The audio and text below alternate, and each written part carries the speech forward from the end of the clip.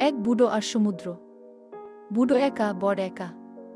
ওর ডিঙি নৌকাটা নিয়ে একা একা মাছ ধরতে যায় উপসাগরে। গত ৮৪ দিন একটাও মাছ ধরতে পারেনি। প্রথম ৪০ দিন একটা ছেলে ছিল ওর সাথে, কিন্তু ৪০ দিন পরে ছেলেটার বাবা মা ওকে বললে যে বুড়ো অপজা, আর তাই বাবা মার হুকুমে ও এখন অন্য নৌকায় যায়।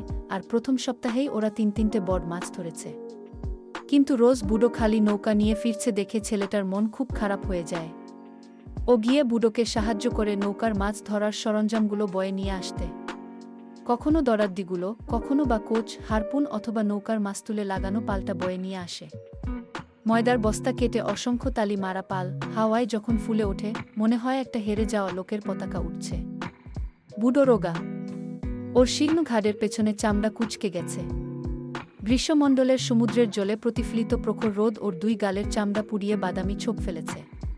এক সময় ও অনেক ভারী মাছ ধরেছে, তার ছিপের সুতো টানতে টানতে ওর দুই হাত ক্ষতবিক্ষত হয়েছে, আর এখন শুকনো কাটা দাগে ভর্তি।